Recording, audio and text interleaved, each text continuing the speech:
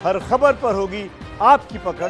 Download कीजिए ABP live app. विश्व भर में कोरोना का संकट गहराता जा रहा है और इससे जो मरीज ठीक हो रहे हैं उसके बाद उनके शरीर में कई ऐसे लक्षण पैदा हो रहे हैं और उनके शरीर के अंदरूनी हिस्सों में काफी प्रभाव भी पड़ रहा है। किम अस्पताल के कुछ डॉक्टर्स ने ये पाया है कि कुछ महीनों में जो मरीज ठीक हुए हैं वो फेफड़ों की समस्या से जूझ रहे थे, लेकिन अब कोरोना जो है उनके किडनी पर भी गहरा प्रभाव कर रहा है। इस पर बात करने के लिए हमारे साथ किम अस्पताल के प्रोफेसर और डॉक्टर तुकाराम जी हैं। उनसे हम बात करते हैं। सर, आपसे समझना चाहेंगे कि आखिर कोरोना फेफड़े के बाद अब किडनियों पर कितना गहरा प्रभाव डाल रहा है, इसके क्या क्या परिणाम दिखाई दे रहे हैं? जी बिल्कुल। जिस प्रकार आपने बताया कि लंग फाइब्रोसिस सिक्वेली हमको देखने को मिल रहा है, वैसे ही कुछ सिक्वेली किडनी में भी देखने को मिल रहा है।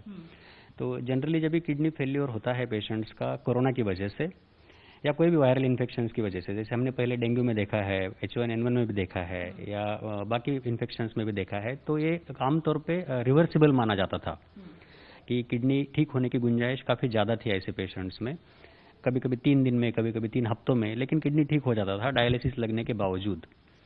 लेकिन कोरोना में हम ऐसा देखने को मिल रहा है कि काफ़ी सारे पेशेंट्स डायलिसिस लगने के बाद डायलिसिस के बाहर रिकवर नहीं हो रहे, उनको डायलिसिस लगता जा रहा है।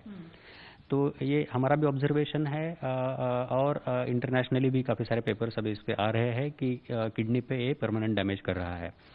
तो ऐसे पेशेंट्स में हमने पाया कि काफ़ी सारे पेशेंट्स 50+ एज के थे, उनको डायबिटीज़, ब्लड प्रेशर की शिकायत पहले से थी, उनको किडनी की भी शिकायत थी, लेकिन वो बहुत मामूली माइल्ड तौर की तरह की किडनी की शिकायत थी। वो दवाई गोली पे उनका चल रहा था, डायलिसिस की ज़रूरत नहीं थी। लेकिन कोविड के बाद उनको डायलिसिस लगा और 50% survivor you can say are still on dialysis, जिनको डायलिसिस लगा कोविड पे। तो ये बहुत बड़ा नंबर है। तो ये लोग अगर डायलिसिस उनको लगता रहेगा तो उनको लाइफ लॉन्ग डायलिसिस की ज़रूरत पड़ सकती है, आगे चल के किडनी ट्रांसप्लांट की भी उनको ज़रूरत पड़ सकती है। तो ये हमको कोविड का लॉन्ग टर्म किडनी में सिक्वेली दिखने को मिल रहा है।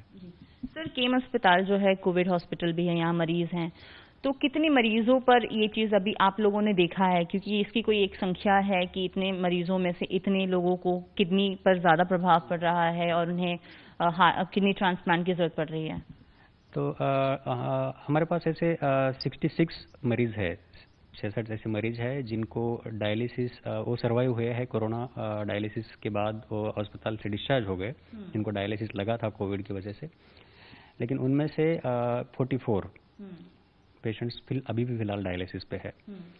तो यू कैन से ऑलमोस्ट 50% से ज़्यादा लोग जो है वो डायलिसिस पे ही है अभी भी एक्यूट किडनी इंजरी के बाद। तो ये बहुत बड़ी संख्या है। तो इसका कारण अगर हम देखें तो एक तो ये है कि ये मरीज 50 के ऊपर है, डायबिटीज, ब्लड प्रेशर से ऑलरेडी उनको तकलीफ थी और किडनी का डैमेज माइल्ड तौर का उनको पहले से ही था। और कोविड का काफ़ी सारे इफेक्ट्स हमको देखने को मिले हैं, जैसे लोग हम पहले से आप जानते हुए रहेंगे कि साइटोकाइन स्टॉर्म होता है, ब्लड क्लॉटिंग होता है और कोरोना वायरस किडनी के टिश्यूज़ में भी पाया है लोगों ने, जिन्होंने इन्वेस्टिगेशन करी है उन्होंने देखा है कि किडनी टिश्यू में भी कोरोना वायरस डायरेक्टली अफेक्ट कर रहा है। तो इस सभी के चलते शायद किडनी पे सीवियर असर हमको कोविड-19 का देखने को मिल रहा है। सर, ये एज ग्रुप की आपने एक बात की है, तो क्या ये युवाओं में नहीं पाया जा रहा है कि क्या उन पर असर नहीं हो रहा है? वो जो अक्यूट किडनी इन्फेक्शन की बात कर रहे हैं आप, तो क्या ये युवाओं में नहीं केवल अपने सीनियर सिटीजन्स पर है या मिड एज पर है? नहीं, ऐसा हम रूल तो नहीं बोल सकते हैं कि युवाओं पे नहीं होगा, ऐसा नहीं है, बट चांसेस ज़्यादा है कि अगर आप 50 से ज़्यादा उम्र के हो, आपको डायबिटीज़, ब्लड प्रेशर की शिकायत हो, तो वो आपको ख्याल रखना चाहिए कि आपको अगर किडनी का डैमेज पहले से ही है तो you should be Dabali cautious. तो you should observe all the precautions. और एक्चुअली युवाओं पे रिस्पॉन्सिबिलिटी है। 8 महीना आप घर पे रहें, 8 महीना आपने सोशल डिस्टेंसिंग का फॉलोअप किया, आपने सोशलाइज नहीं किया 8 महीना, so you have saved hundreds and thousands of lives.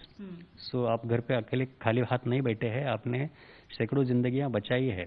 So please please please we tell them again, appeal them, and what we are seeing is not very happy scenario outside. People have become very lax now, people are not following social distancing, mask का use नहीं कर रहे हैं।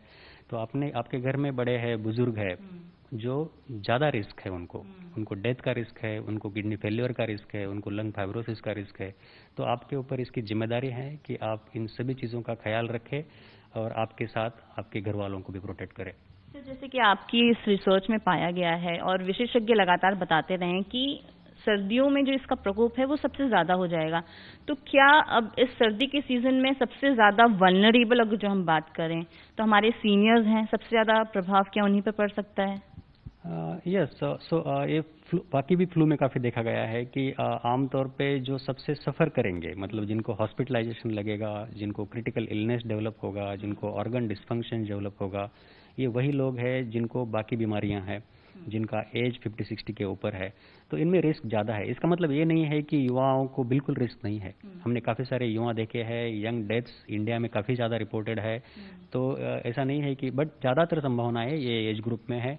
और जैसे हमने आम flu में देखा है कि मॉर्टेलिटी और मॉर्बिडिटी जो इसकी वजह से है वो ये पॉपुलेशन में ज़्यादा रहने वाली है। सर, कितना गंभीर है ये? अगर जो कोरोना से आप ग्रस्त हो जाते हैं, 90% तो आपके शरीर पर ऐसे ही प्रभाव पड़ रहा है, फेफड़े के बाद अब किडनियों पर प्रभाव पड़ना, ये कितना गंभीर है? हमारे दर्शकों को आप समझाना चाहें, क्योंकि उनको कोरोना का महत्व, बहुत से लोग ऐसे हैं कि बहुत नॉर्मल समझ रहे हैं इस चीज़ को। तो ये कोविड-19 नई बीमारी है, हम उसके बारे में दिन ब दिन ज़्यादा जानते जा रहे हैं। ऐसा नहीं था कि किडनी का डैमेज उसमें नहीं होता था, मार्च अप्रैल में भी वो होता था, लेकिन जैसे हमने ज़्यादा मरीज देखना शुरू किए, हमको उसका अंडरस्टैंडिंग डेवलप हुआ कि ये कैसे मैनिफेस्ट कर रहा है, किडनी पे क्या कर रहा है, लंग्स पे क्या कर रहा है, हार्ट पे क्या कर रहा है, ब्रेन को, तो धीरे धीरे हमारे अंडरस्टैंडिंग बढ़ते जा रही है। तो unlike other viral infections, it is producing sequelae, it is producing chronic damage, so which can cripple. So that's why we should take all the measures and precautions to protect yourself and your near ones. Sir, एक आखिरी सवाल, जैसे कि आपने बताया कि कुछ percentage है जो इससे ग्रस्त हैं, तो क्या डायलिसिस और किडनी ट्रांसप्लांट ही एकमात्र उपाय है, और ये कितने लंबे समय तक एक इंसान के साथ में रहेगा? तो हम ट्रांसप्लांट की बात तो अभी तुरंत नहीं करेंगे, क्योंकि ट्रांसप्लांट जनरली हम जब रिकमेंड करते हैं जब 3 महीने से ज़्यादा देर जब मरीज डायलिसिस पर रहता है, तो हम बोलते हैं कि now it is practically end stage kidney disease and now life long dialysis will be required, so it is better to go for transplant. So हम लोग इनको फॉलो कर रहे हैं, हम क्लोजली उनको फॉलो कर रहे हैं. We are seeing and we hope that some of them may still come out of dialysis, but जैसे टाइम जाता जाएगा, 1 महीना 2 महीना, तो संभावनाएं कम होती जाएंगी वो डायलिसिस से बाहर निकलने की. जी बिल्कुल। तो जैसे आपने सुना, डॉक्टर तुकाराम का कहना है कि जिस तरीके से कोरोना का संकट गहराता जा रहा है, जितनी देरी हम वैक्सीन लाने में कर रहे हैं, उतनी ही तरीके से हमें समझ आ रहा है कि कोरोना किस तरीके से आपके शरीर पर प्रभाव कर सकता है। पहले जब फेफड़ों पर असर हो रहा था, लेकिन अब किडनियों पर भी असर हो रहा है, तो आप समझिए कि 90% कोरोना से आपके शरीर पर मानसिक, शारीरिक सभी तरीके के तनाव पड़ रहे हैं। ऐसे में सतर्कता और समझदारी इस बात में है कि आप अपना ध्यान रखें, कोरोना से बचें, अपने बुजुर्गों का ध्यान रखें, और सर्दियों में जिस संकट की हम बात कर रहे हैं कोरोना से लड़ने की, उसमें सावधानी बरतना बेहद जरूरी है, क्योंकि आने वाला संकट गहराने वाला है। कैमरा पर्सन योगेंद्र गुप्ता के साथ Rinu Chaudhary, ABP news, Mumbai. ABP news आपको रखे आगे।